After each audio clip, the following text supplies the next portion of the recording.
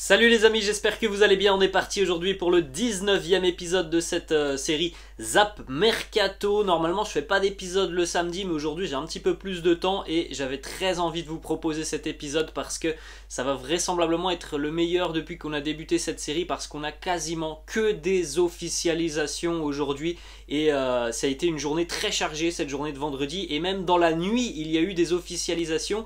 Et c'est véritablement des très gros transferts. On a de gros dossiers qui ont bougé cette nuit.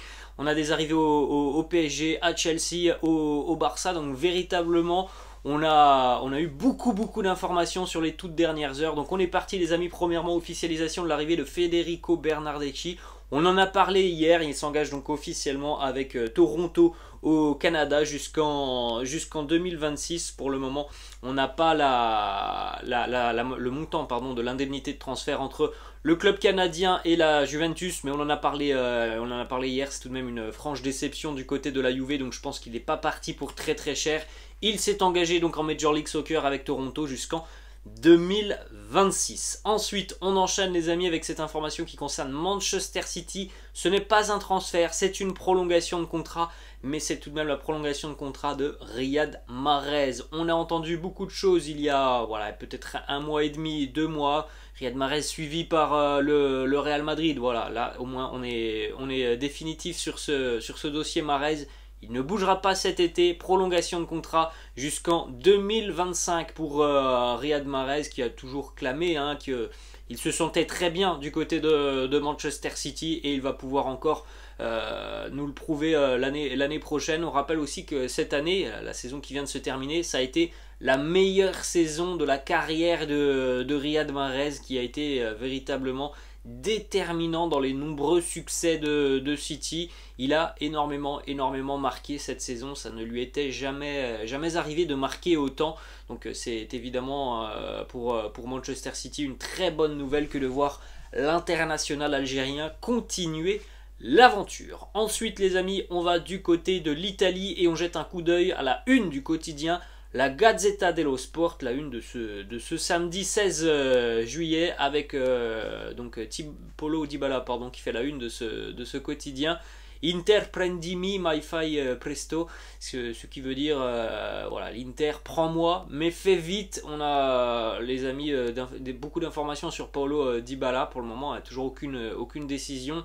Visiblement, d'après le quotidien La Gazzetta dello Sport, Paulo Dybala envisage toujours de rejoindre l'Inter. Il faut savoir les amis qu'on a eu Giuseppe Marotta il y a une dizaine de jours, directeur sportif de l'Inter, qui avait annoncé qu'à l'heure actuelle, Dybala ne faisait plus sérieusement partie des options côté interiste, mais peut-être qu'à l'avenir ça pourrait le redevenir, parce que l'Inter pourrait peut-être perdre Alexis Sanchez sur les prochains jours ou prochaines semaines. Et il y a aussi d'autres options pour Paulo Dybala en Italie, c'est la Roma de José Mourinho et le Napoli de Luciano Spalletti. Ensuite les amis, on va du côté de Paris et c'est une officialisation qui va intervenir dans l'après-midi, mais on considère que c'est une officialisation parce que hier il a tout simplement été aperçu. Il y a de nombreuses vidéos sur les réseaux sociaux qui sont sorties. Il a été aperçu au centre d'entraînement du Paris Saint-Germain et dans les bureaux du club pour passer sa visite médicale et aussi pour y signer son nouveau contrat. On parle du jeune attaquant français du Stade de Reims, Hugo Ekitike, qui s'engage donc officiellement avec le Paris Saint-Germain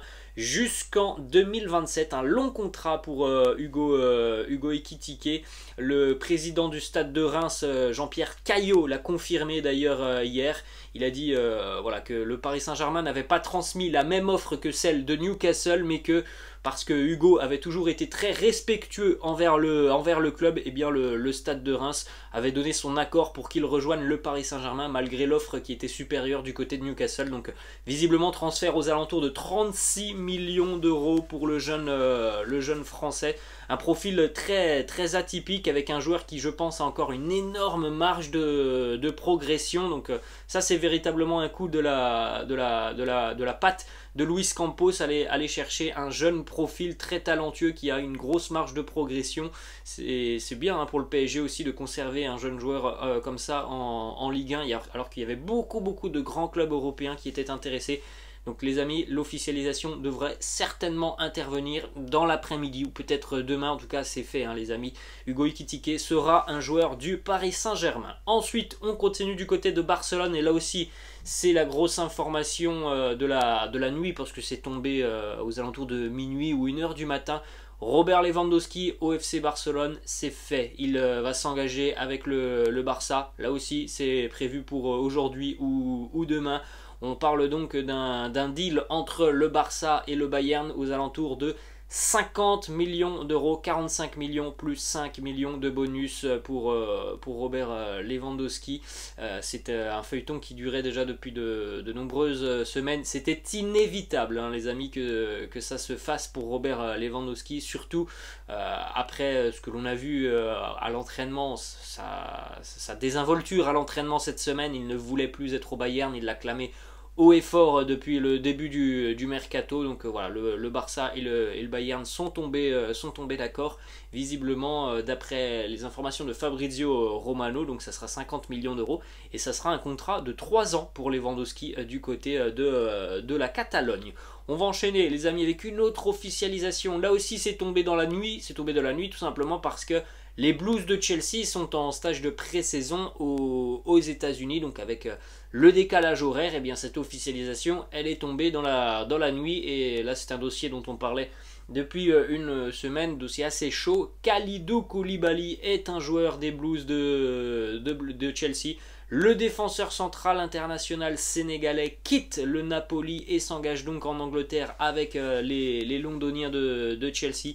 Indemnité de transfert de 40 millions d'euros, contrat de 4 ans pour Kalidou Koulibaly qui je pense va véritablement devenir le patron de cette défense des Blues. Donc en l'espace de 2-3 jours, Chelsea vient donc de signer Raheem Sterling et Kalidou Koulibaly. Ça nous montre à quel point les Blues sont très ambitieux sur ce mercato et vraisemblablement que c'est pas terminé. Du côté de Chelsea, il va certainement y avoir encore d'autres arrivées, peut-être dans le secteur défensif, parce que les Blues ont encore besoin de se renforcer dans le secteur défensif et peut-être qu'à venir aussi, on aura des arrivées dans le secteur offensif. Ensuite, on continue les amis avec une autre officialisation du côté de l'AS Monaco, l'arrivée d'un international suisse.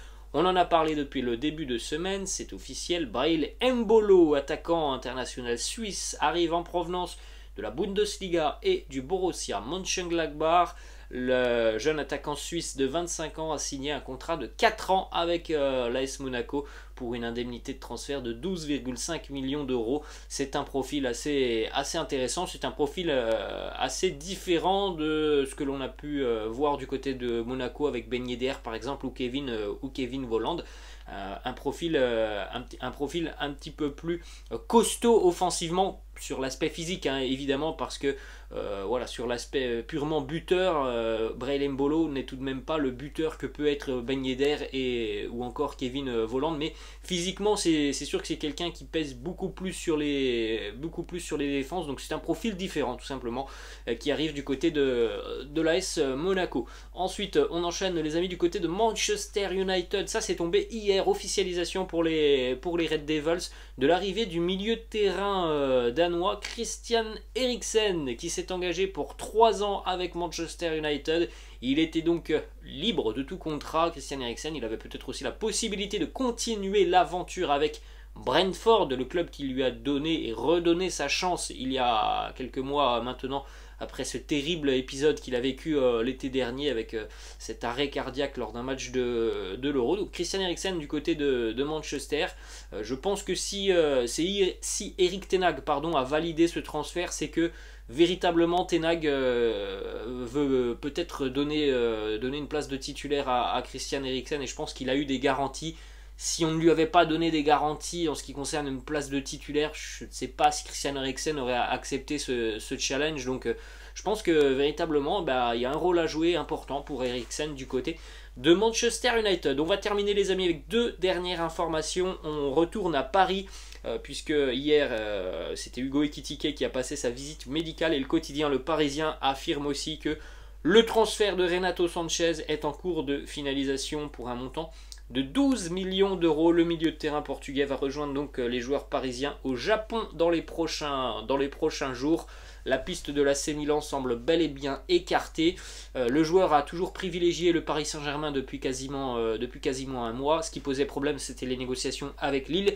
Visiblement, Olivier Létang du côté de Lille a accepté donc de vendre l'international portugais au Paris Saint-Germain. Donc ça devrait se ficeler dans le courant de la semaine prochaine. Donc on a deux arrivées du côté du PSG, deux arrivées de joueurs de Ligue 1. Et on termine avec une information qui concerne un ancien joueur du Paris Saint-Germain qui avait eu pas mal de problèmes au PSG sur la fin de sa carrière du côté de Paris.